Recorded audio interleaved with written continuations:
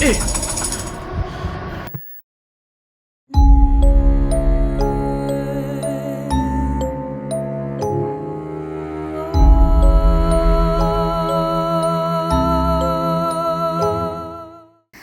Assalamualaikum everyone. My name is Nakia, the content creator for True Horror Stories POV.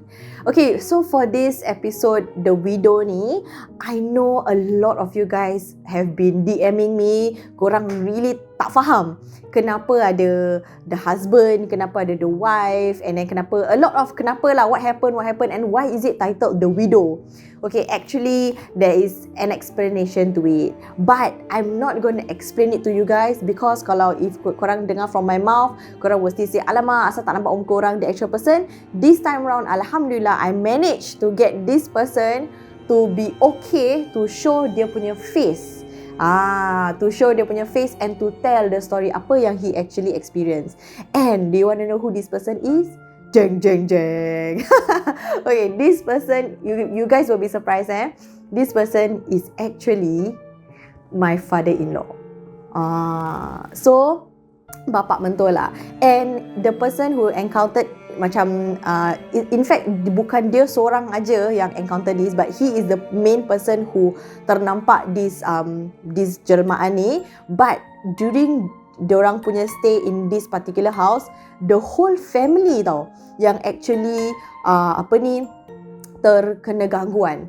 So that's why in the video korang nampak ada the husband, the wife.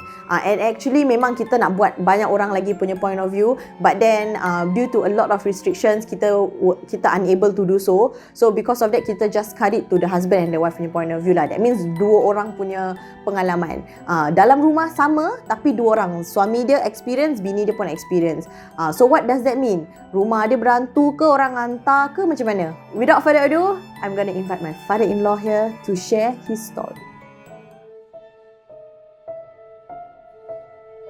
Assalamualaikum. Nama saya Rashid. Saya sebenarnya ayah kepada Aidim. Jadi bapa mentua Nakia lah. Saya nak ceritakan kejadian kisah yang episod The Widow. Sebenarnya kejadian ni adalah sebenarnya cerita sebenar saya yang berlaku, kalau tak silap saya, berlaku waktu tahun akhir tahun 1987.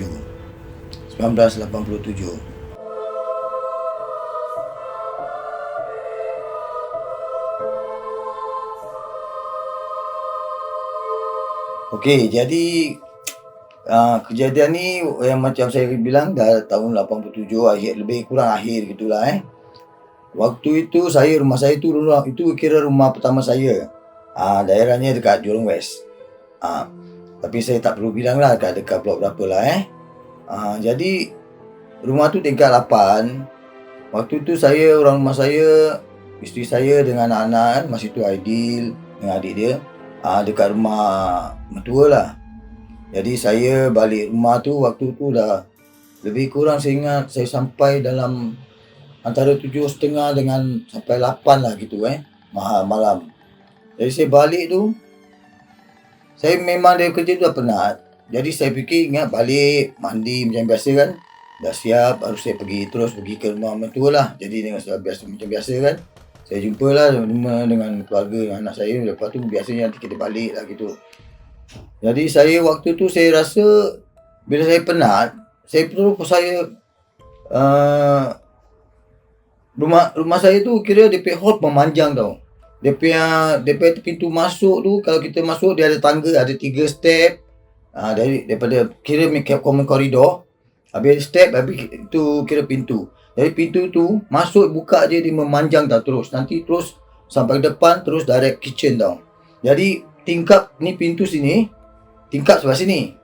Jadi saya punya sofa tu, kira kita ada walkway sini, lepas tu itu baru ada sofa bed lah, jadi yang panjang lah untuk saya kita tidur boleh baring kan. Jadi saya kebetulan saya tutup pintu masuk macam biasa. Jadi saya ingat mandi, saya penat, saya ingat saya duduk sekejap. Jadi saya pun dah duduk macam rasa duduk sekejap lah, rehat gitu kan, baru mandi baru pergi. Jadi saat saya baring, tiba-tiba nak rehat terlelap tau, bukan tertidur betul tapi macam dah melayang-layang lah gitu kan agaknya Tapi hampir-hampir dah tertidur separuh-separuh agaknya lah. Habis saya terus tertidur. Tiba-tiba saya tidur tu macam biasa lagi ni, tapi di sofa ni straight, habis ni tingkap. Habis saya macam baring gini, macam lebih kurang kita gini lah yang ngadap gitu. Jadi kali tiba-tiba tu macam mana saya terdengar macam bising tu. Bising bunyi macam bunyi loceng, bunyi macam tepuk-tepuk tangan gitu.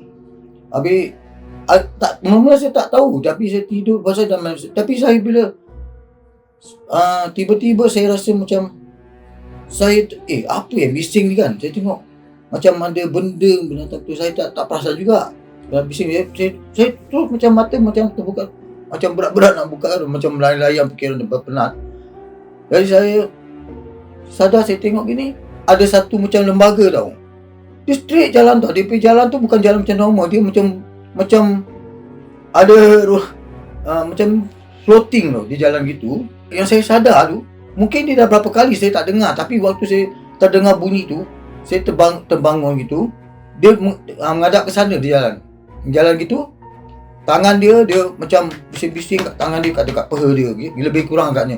Tapi saya belum betul-betul penuh sadar tau tu. Jadi lepas tu saya tengok apa ni, saya macam mimpi agaknya. Lepas tu dia pusing. Bila dia pusing balik, dia menghadap tengok saya tu apa benda ni kat rumah aku. Bila dia datang tu, bayangkan dia pakai baju putih tau. Macam pakai baju putih, macam sehari ke saya pun tak pastilah. Tapi baju putih, rambut dia panjang, mata dia merah, besar terbeliak.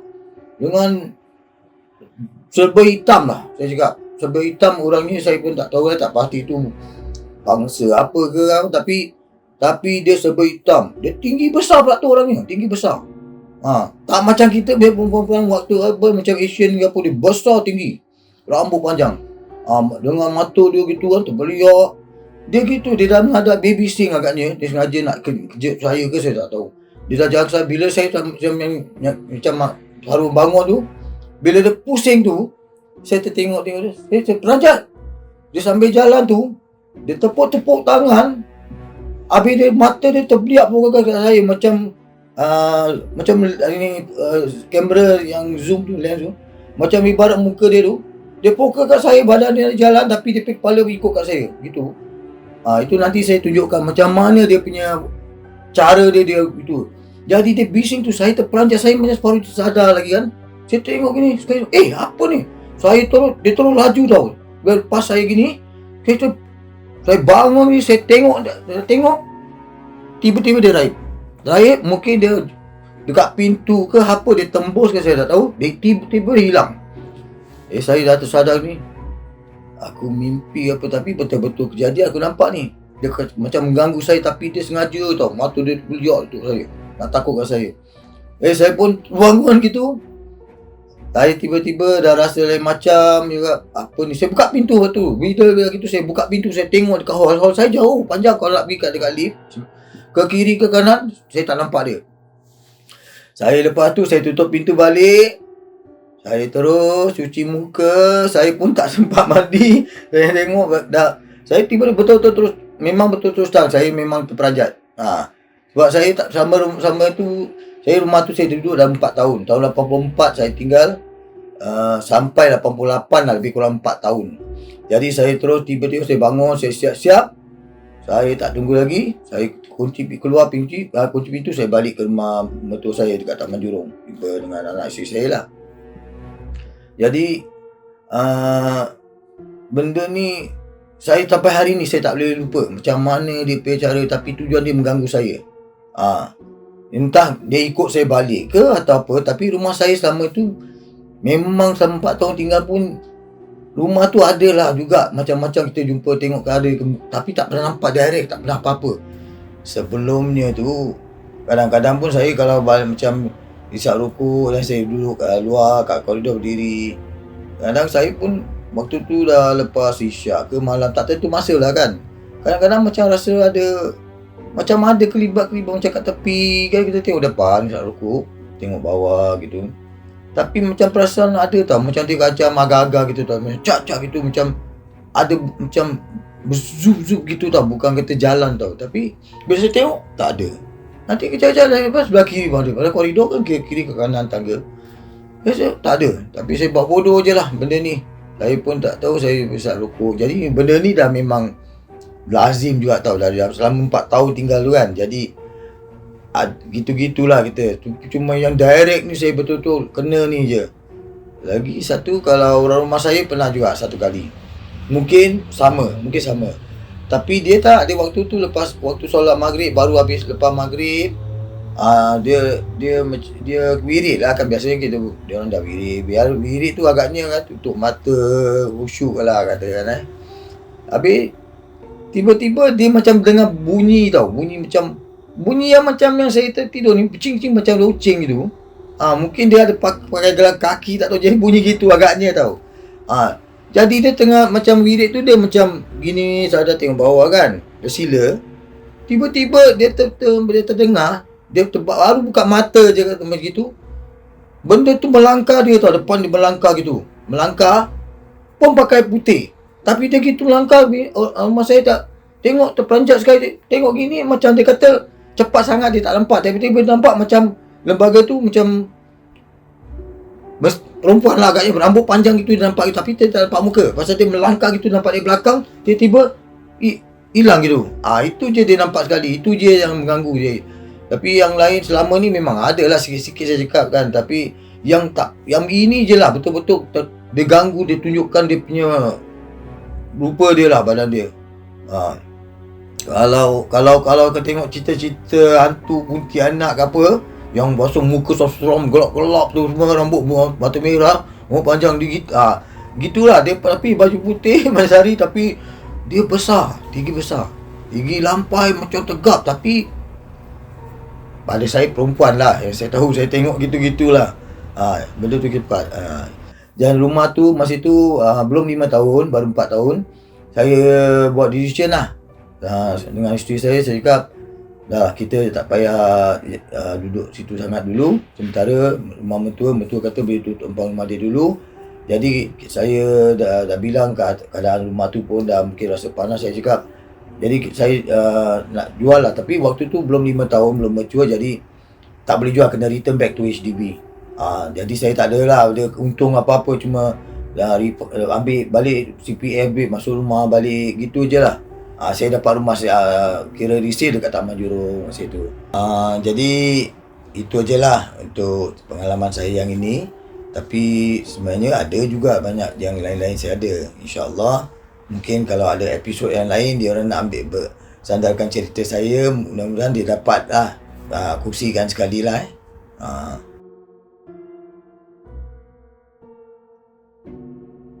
Okey, saya sekarang nak tunjukkan, demonstrate sikit sebanyak macam mana cara lembaga tu ganggu saya, si perempuan tu ke apa.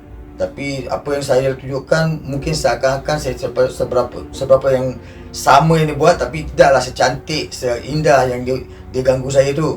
Jadi macam gini, dia tunjuk macam saya mungkin saya kalau saya situ, dia pukul gini.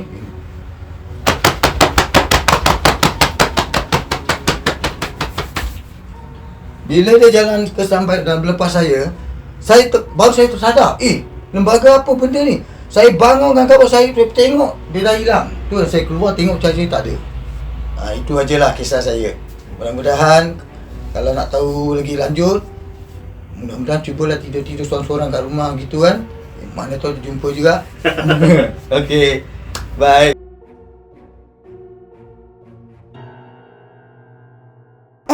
That is it for episode The Widow punya backstory. Now I hope korang understand kenapa we do it in such a way where there's the husband punya POV and the wife punya POV. Hope this session actually help to clarify korang any of korang yang doubts lah. Okay, anyway, that is it for this episode punya backstory. If you like this video, do click the like button, and if you like our content, do help us by subscribing to our channel. And for those who have already done so, thank you so much. Thank you so much. Alhamdulillah, thank you so much. We really appreciate it. And inshallah, we will see you next time.